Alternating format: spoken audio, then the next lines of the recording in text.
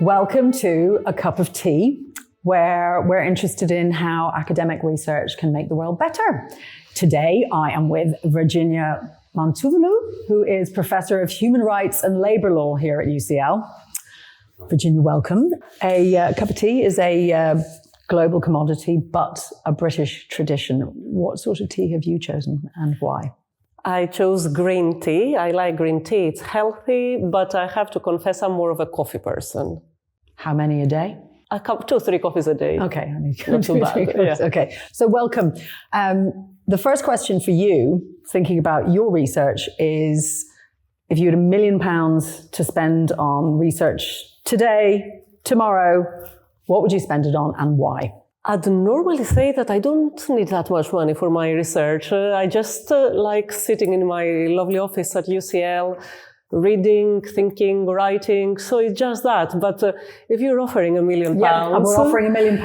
I can find ways to spend it. I'm really good at spending money. I would certainly try to find ways to do more empirical research, to try to understand how the groups of workers that interest me in my work. So tell us about the groups of workers who are experiencing the structural injustice that you write about and how you might use research funds to get to them, or...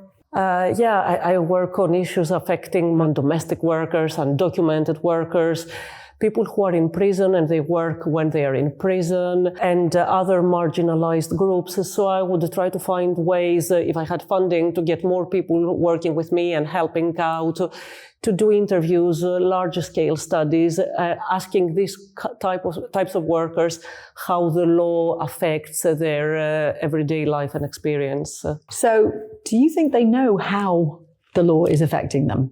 How much of the legal structure and its effect on them can they see and experience? Can they understand?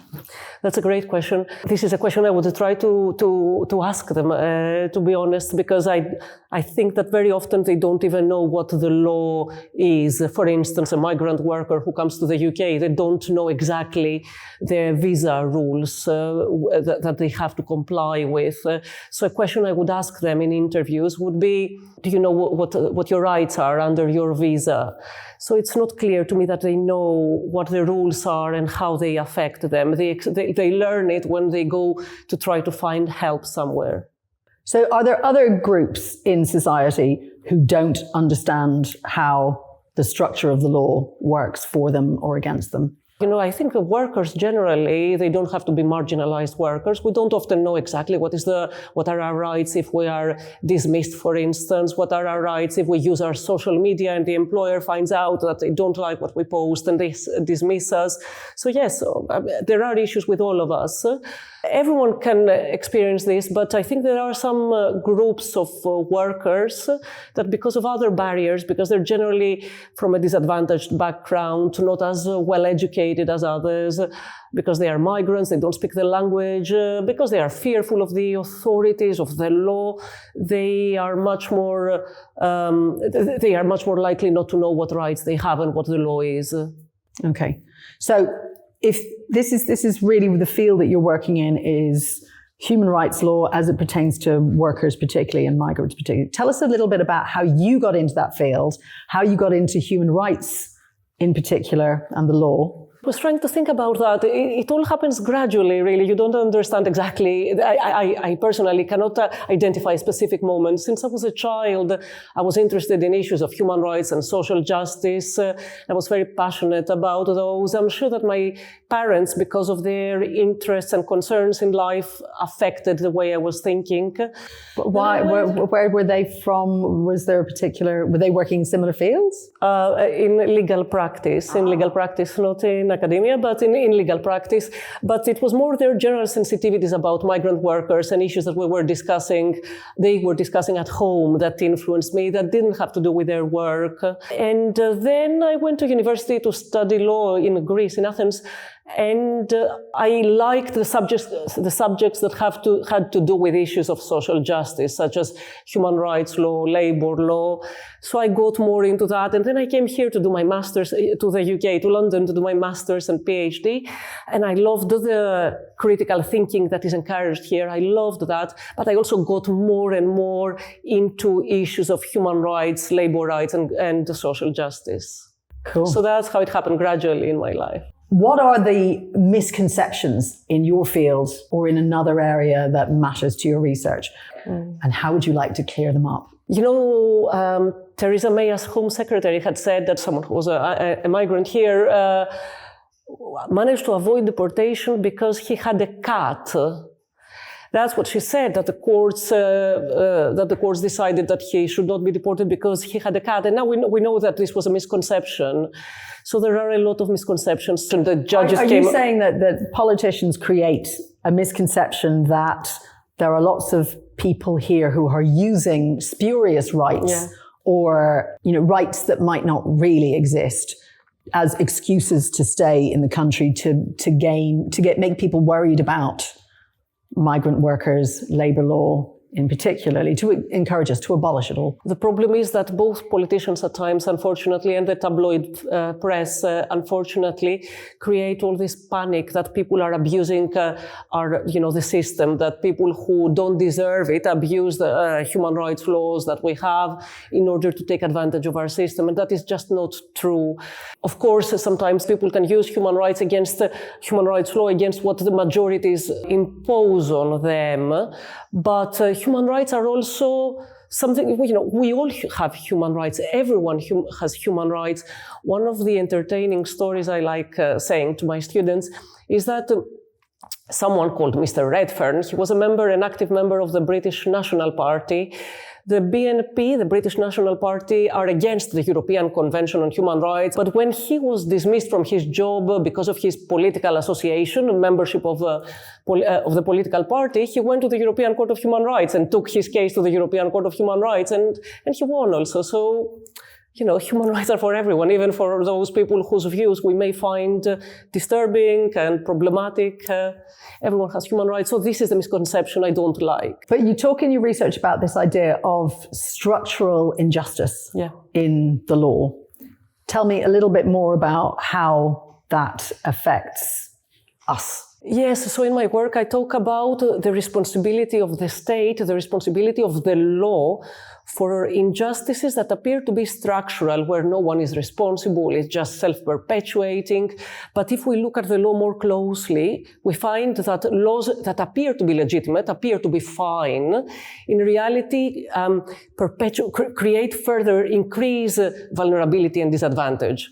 How it affects us? We are the ones who gain from this situation in this unjust structure because, we can get cheap, cleaners, or, we can get cheap labor, cheap clothes. So the metropolitan elite do well out of labor laws that hold people to contracts where they have to work. That exclude a lot of workers from rights that we have. In a way, it is not our fault because it's not a decision that you and I take. This jacket may have been made in Bangladesh. It's great, it was affordable. If there were great labor conditions there, it might not have been affordable. Now we can afford this, but this means that there are people at the same time who are severely exploited and they're not protected by the law as they should be. Cool, thank you. So what are you working on at the moment? And what are the particular barriers you face in actually carrying out that research? I'm very excited about my new project. It's the first time I'm speaking about it publicly. So I have worked in the past on working prisoners and how legal rules exclude prisoners from rights that other workers have. People working in prison, first of all, they do terrible jobs, but also they're only paid about, even though they may work full time, they're only paid about £10 a week, about £10 a week because they're excluded, for instance, instance, from the national minimum wage. So I've worked on this, and now I've started working on work after prison, what barriers people face after their conviction, barriers in accessing work after prison. And I want to look at basically, more generally, work and prison, work experience before prison, in prison and after prison, and how all this creates how there is a structure of disadvantage, how we may be setting up people to fail through our legal rules. So how should we conceptualize the question of human rights there? Because for some people, it's really difficult for them to understand that people have committed crimes, they've done their time, they've paid their dues, as it were, and then they are outside of the prison system. And what you're saying is that people who are coming out of the prison system then face prejudice. What kind of prejudices do you think they face? And how might this matter to the way that they are treated by the law and labor laws? They have very serious difficulties finding work. And we know that work is extremely important to us because, it's through work that we make friends, we make money, we become part of society again, and particularly important for someone who has been incarcerated and they have been excluded from all the social relations, but also sources of income. We want rehabilitation. We all want that. We don't want people to reoffend, but this is what happens. People reoffend because they don't have any way out of this cycle, the revolving doors, they call it. So they are stigmatized after prison. They face prejudice by employers because the employers prefer not to take any risk at all if someone has a criminal record. So they don't hire them. With human rights, well, how can human rights help? They do help, and there are a few cases of both domestic courts in the UK and the European Court of Human Rights, where at times the courts say, wait a minute, even though it was a criminal offense, it's something that happened in the past, it's part of your right to private life. The employer should not be able to know any criminal conviction or any offense that someone may have committed when they were 15, 16 years old, for instance, if now they are 55 years old. So this is, this is a way to challenge the law through law again, through human rights law, and it works at times, but it is a very serious issue. So our prisons minister has campaigned for doing exactly what you were talking about, which is taking people who have served time and rehabilitating them through work in his company. Do you think that can work in a wider way, or what are the potential issues? No, Tim Sils is an excellent example because it's well known, and I've seen it I've read about the business and his work, offering training and opportunities in prison, and then also hiring people after prison. This is huge, that, holding the employer there into account and telling them, okay, you can train people in prison, help them get new skills, but also then when they're out of prison, they have to have work opportunities. And Tim Sils is a great example. It's wonderful that he's a prisons minister in that respect, and hopefully he will improve all these problems there are a lot of problems to address in criminal justice and life after work. It's not a very common example, but it's a great example. Okay, so tell me about the scariest thing that you've ever had to do as a researcher. Meeting my PhD supervisor was really scary, going to his office, but apart from that... Why? Tell me about this, because it's actually, PhDs as a kind of a passage, you know what I mean, a rite of passage are fascinating. So why were they so scary? He was very demanding and critical without being very positive initially. So that is more, I'm joking a bit more seriously. I think one of the most challenging things I've done is when I interviewed migrant domestic workers who are in the UK with a UK overseas domestic worker visa. And I conducted an empirical study, about 20 interviews of migrant domestic workers. And for an academic article, I wanted to understand the effects of the visa, of the UK visa on them. And it was enormously challenging because I met these women, they're typically women, who had been traumatized by their experience and were extremely vulnerable because they escaped abusive employers and became undocumented without realizing they were becoming undocumented. And they were talking to me about their lives. It was very challenging for them, but it was also very challenging for me hearing their stories. In terms of it was traumatic for you, or you felt responsibility, or something else? It was traumatic, and when you are faced with situations like this, are you not also feeling guilty about everything that you have, that you feel that, I don't deserve this, I'm just lucky. I was born in a country and with a family that could support me. And that, there are other people who have had such a much more challenging life than I had. But primarily it was traumatic to hear about the, very serious abuse that some of them had experienced, but also then, thinking about. So do you think we have a good grip on the sorts of exploitation and abuse that are happening in the labour market, or do you think we are blind to a lot of it? I think we are blind to a lot of it. First of all, there's very limited funding for labour inspections, so we really do not know what is happening there are no labour inspectors really visiting workplaces because of funding issues. But also some of the jobs that interest me are really invisible in the sense that, for instance, domestic workers, they work in private homes. We cannot see their working conditions. In fact, the Health and Safety at Work Act excludes private homes from labour inspections. They care about the privacy of the employer, but not about the working conditions of the worker. Working prisoners, again, they are invisible. People in agricultural work, agricultural workers, again, are exploited. We don't see them. We live in these big cities. They work somewhere in the countryside. So we really are blind to a lot of it. We don't see it every day. Good point. Yeah. Okay, beyond supervisors then, do you have a favourite researcher or author in research, not necessarily in your field, but in another, who acts as an inspiration for you? I love the work and I admire a lot Iris Marion Young, a political philosopher who is famous for a lot of her work on feminism, but also I'm particularly interested in structural injustice. And she has written this wonderful book that made the concept of structural injustice very accessible and clear. She says stories, and I love telling stories in my work about how people experience structural injustice and the role of the law in my case. So I find the work of Iris Marion Young extremely inspiring and brilliant. So is it something you read all the time, or is it only when there's a problem?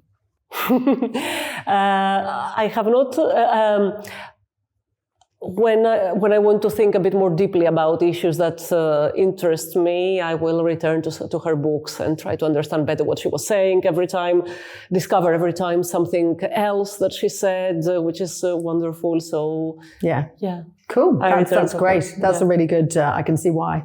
Cool. Okay. So tell me a little, if there's three big problems in the world that your research speaks to, what are they, and how would you like to move on them?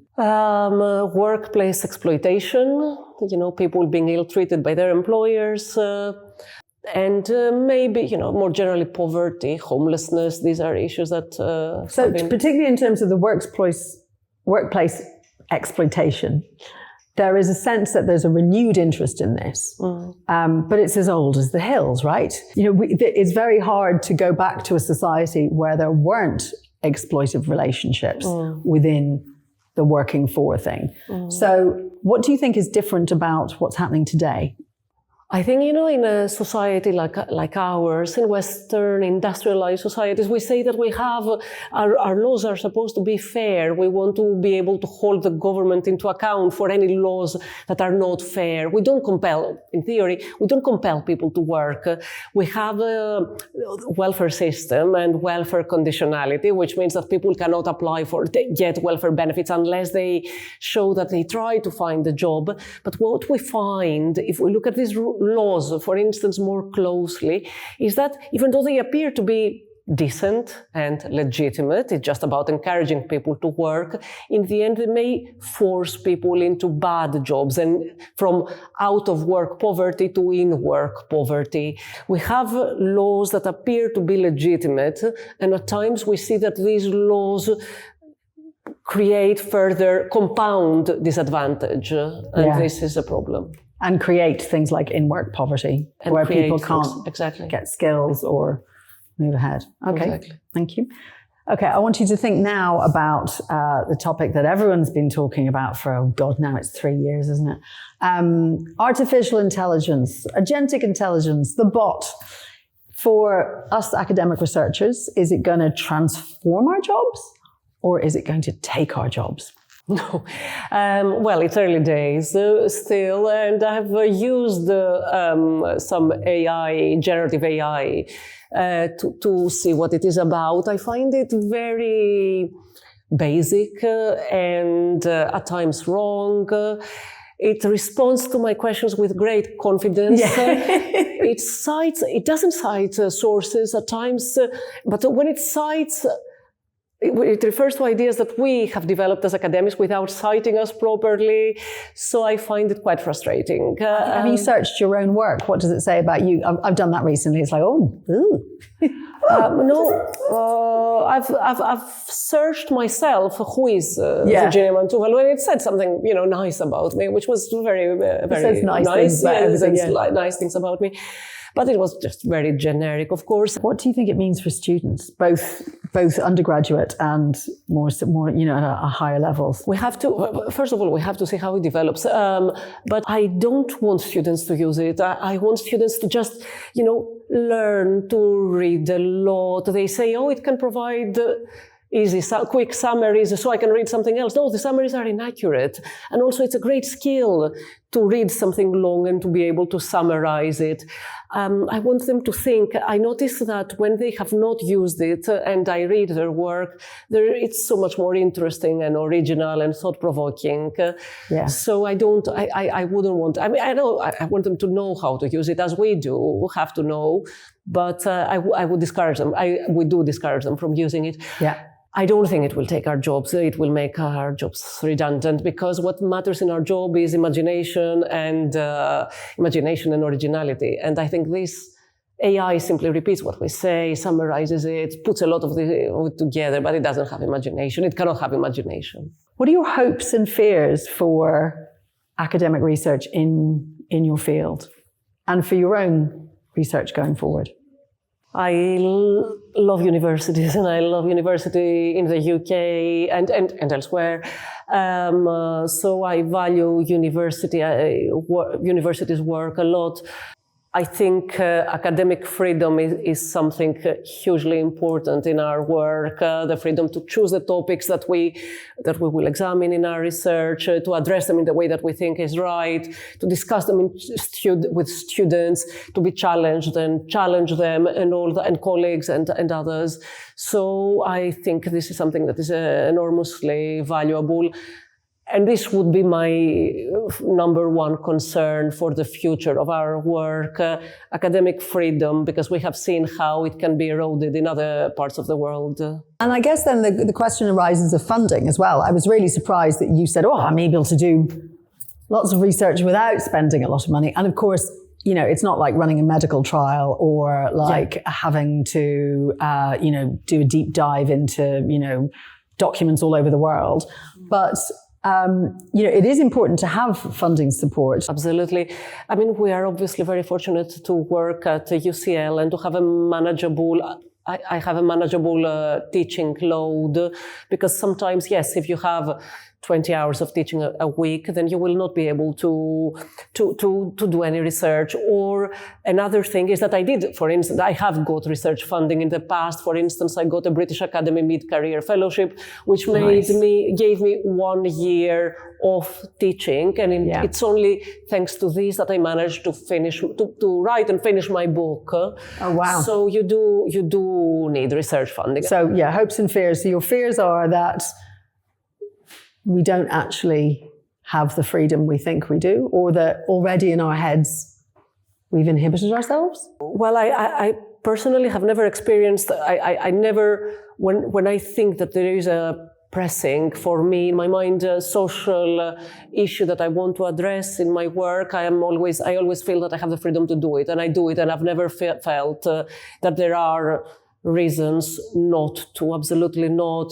Good. So there is academic freedom. Yeah, I know that there are challenges both in the UK and in other parts of the world, and I think we should really